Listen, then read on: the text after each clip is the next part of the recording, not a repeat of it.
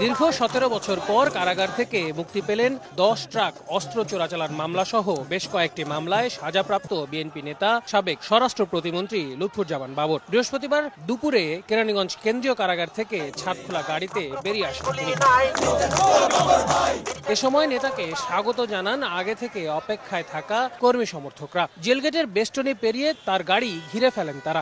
আল্লাহর বহুত দয়া যে আমরা এখন মুক্তি লাভ করতেছি এবং আমরা যেন সবাই ভালো থাকি। ওনার এই মুক্তির আগমনকে স্বাগতম জানানোর জন্য আমাদের এই লাখো লাখো মানুষের দল। বিএনপি নেতা বাবরের মুক্তির খবরে এদিন সকাল থেকেই কারাগারের মূল ফটকের সামনে জড়ো হন হাজারো নেতাকর্মী।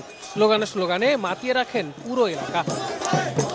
বিএনপিকে কোণঠাসা করতেই শেখ হাসিনা সরকার বাবরের নামে মিথ্যা মামলা সাজিয়েছিল বলে অভিযোগ নেতাকর্মীদের। বেসিস সরকারের মিথ্যা মামলায় ফরমাসি রায় 18টি বছর উনি জেল কেটেছেন।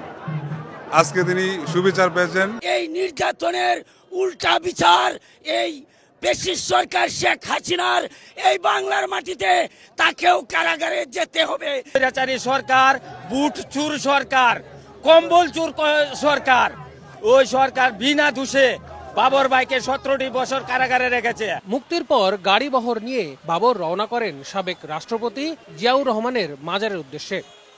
2007 সালের 28শে মে গ্রেফতার হন লুৎফুজ্জামান বাবর। বেশ কয়েকটি মামলায় সাজাও হয় তার। আল আমিন তুষার, সময় সংবাদ, ঢাকা।